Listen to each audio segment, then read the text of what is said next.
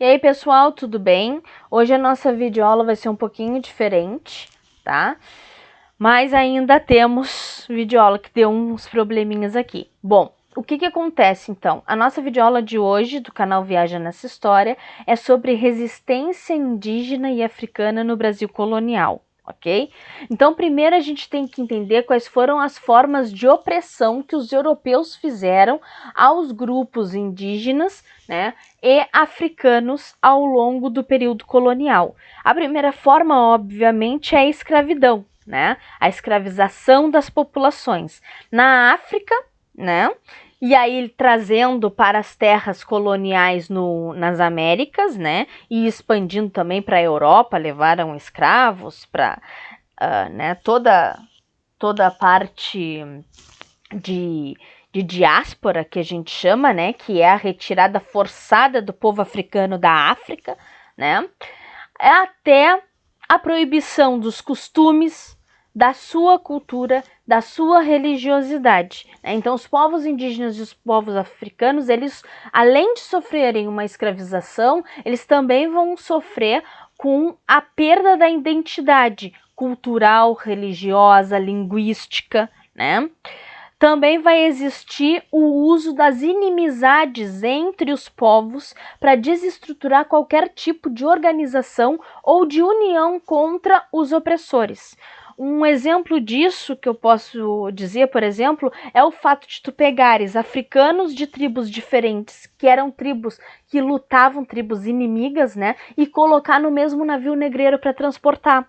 Por quê? Porque tu tens um número enorme de africanos dentro de um navio negreiro para uma população europeia escravizadora, né, escravista, muito pequena dentro do navio. Então, se esses africanos se unem e lutam contra os europeus, tu pode ter um motim e revoltas dentro dos navios bem-sucedidas, né? Mas o que tu faz? Tu coloca pessoas de grupos étnicos diferentes que se odeiam, que têm brigas há séculos. E aí tu faz o quê? Tu faz com que essas pessoas, além de não conseguirem falar a mesma língua algumas vezes, não se entenderem, né?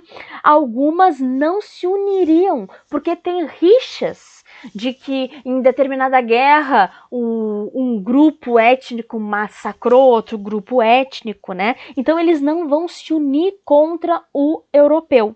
Tá? Isso no caso dos africanos nos navios negreiros, né, e até vindo para as próprias fazendas, né, nas regiões coloniais. Mas os indígenas também. Então, o que os portugueses faziam?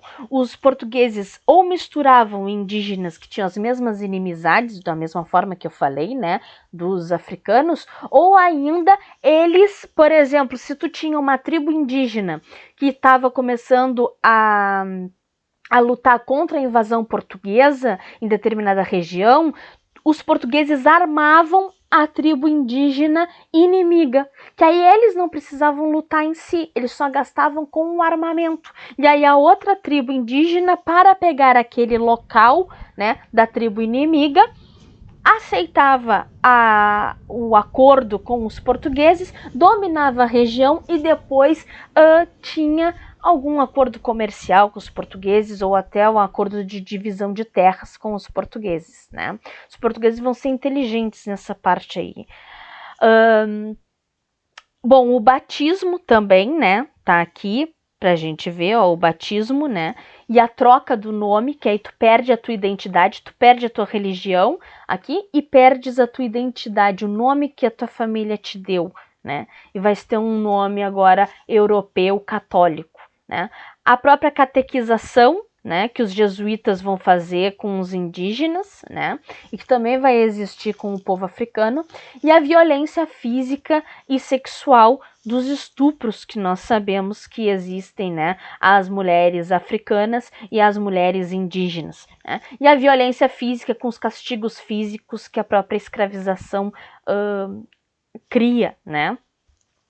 Bom, então como o nosso tema é resistência, qual é a resistência indígena, né, a essas questões, né? A resistência indígena ela vai ocorrer por guerras, normalmente, né, e por união com inimigos dos portugueses. Como assim, inimigos dos portugueses? Bom, ou dos espanhóis, né, no caso. Lembram quando a gente viu sobre a invasão do Brasil, né? Que o Brasil foi invadido pela França, foi invadido pela Holanda.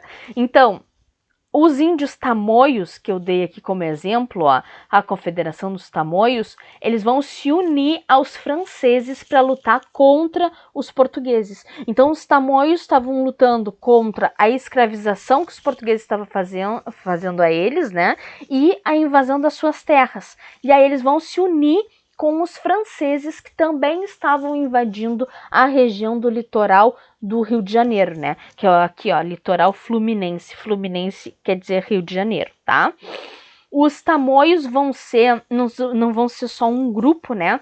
Eles vão ser alguns grupos tupinambás, né? No qual os tamoios também estão, né? E aí vai existir ó, os tupiniquins, os aimorés, os temiminós, né?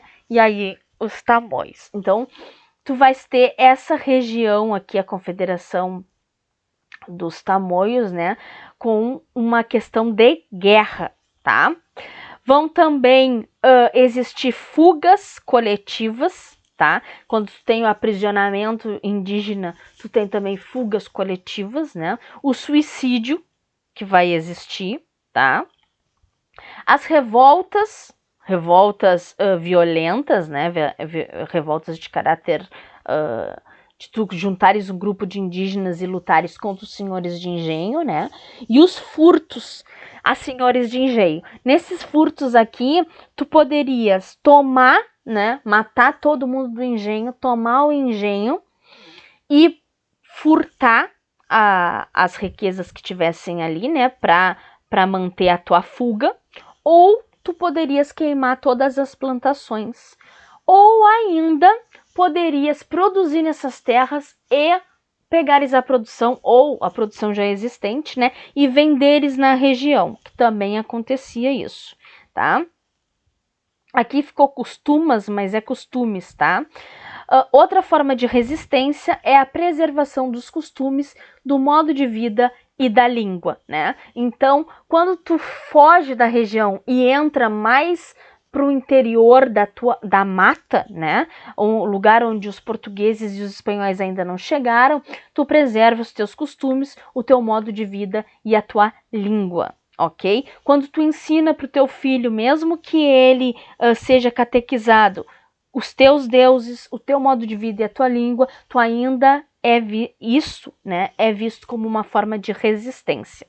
Bom, além de tu teres essas questões de resistência indígena, né, nós temos o fato de nem mesmo quando catequizados, ou seja, quando aceitando as formas de opressão portuguesas, né, ou espanholas, os índios mesmo assim vão ser traídos algumas vezes, tá?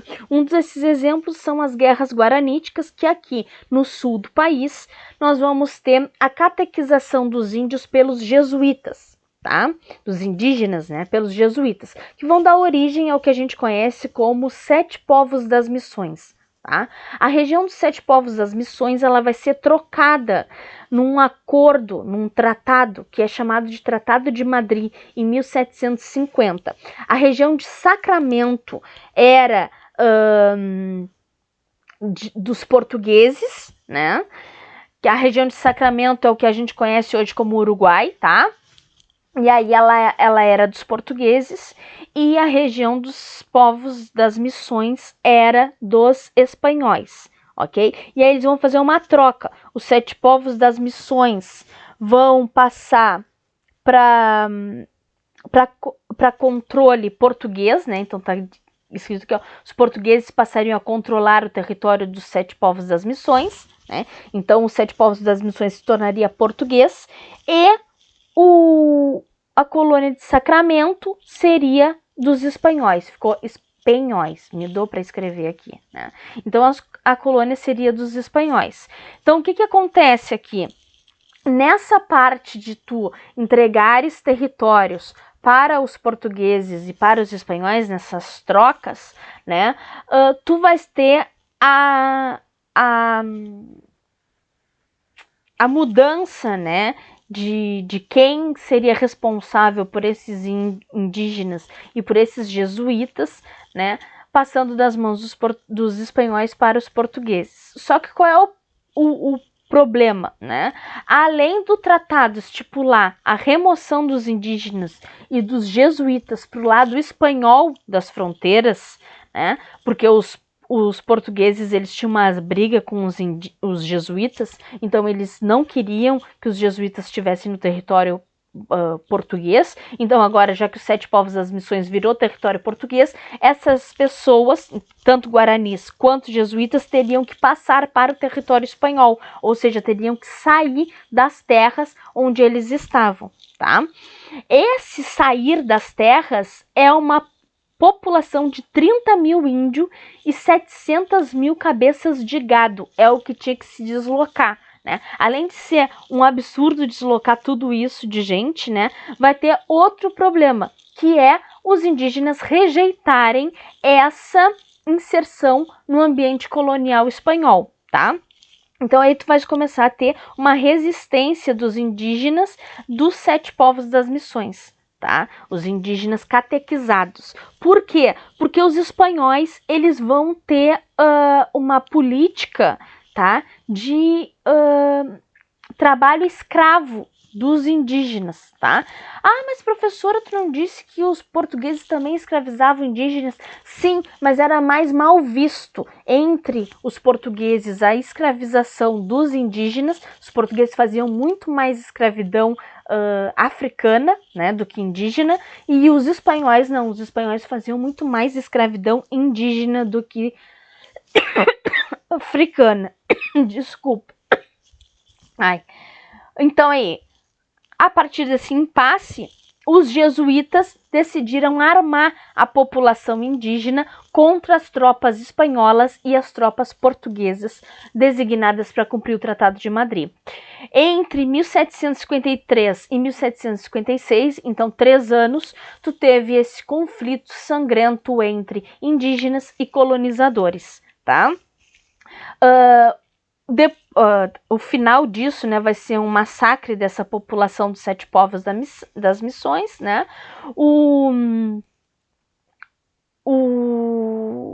Os portugueses vão fazer um decreto que vai exigir a expulsão dos jesuítas do Brasil, tá? E só em 1801 o Tratado de Badajoz vai colocar a região dos 7 povos das missões sobre domínio lusitano, que é domínio português, e a colônia de Sacramento sobre o controle espanhol, tá? A resistência indígena atual, tu vais ter a defesa do modo de vida, tá?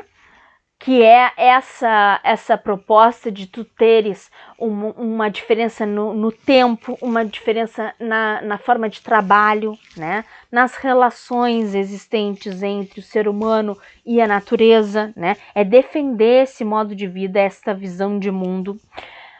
A resistência atual é manter as tradições das tribos indígenas. O uso da língua originária dessas tribos também é uma forma de resistência. A demarcação das terras e das reservas indígenas também é uma forma de resistência. Tu teres professores indígenas para alunos indígenas é uma resistência. Tu defender a religiosidade indígena é uma resistência, né? Exigir que as leis garantam e fiscalizem todos esses aspectos aqui é uma forma de resistência, tá? A representatividade política a partir da eleição de indígenas a cargos políticos de liderança, né? Um exemplo disso daqui é a Sônia Guajajara, tá? A Sônia Guajajara, ela foi candidata, não sei se vocês prestaram atenção, mas nas eleições de 2018, ela foi candidata a vice-presidente, tá? Na chapa do PSOL, que era a chapa onde o Boulos, Guilherme Boulos, era o candidato a presidente, e é a Sônia Guajajara, candidata a vice-presidente. a gente teve essa opção de voto e foi eleito o Bolsonaro, para vocês terem uma noção. As políticas públicas que respeitem, então, a diversidade e possibilitem o acesso à saúde e às boas condições de vida, tá? Por quê? Porque a gente tem que dar acesso à saúde às tribos indígenas, ok? Bom, resistência africana, então. Tu vais ter a fuga coletiva, igual a dos indígenas, né? A criação dos quilombos, que são aldeias nas quais se recriava a sociedade africana, com centro político, com rei, com divisão social, tudo que se tem numa aldeia africana, né? E principalmente que elas vão ser fortificadas, porque já que elas são resistência à escravidão, né? Vão ter capacidade de defesa, vão ter até algumas muralhas levantadas de madeira, tá? O suicídio também vai ser uma forma de resistência. As revoltas e os furtos aos senhores de engenho, né, e a qualquer senhor de escravos, a queima das plantações, a preservação dos costumes, dos modos de vida e da língua. O quilombo mais famoso é o Quilombo dos Palmares, né, porque na época da invasão holandesa ao Brasil, que nós vimos também, né, aumentou o tráfico.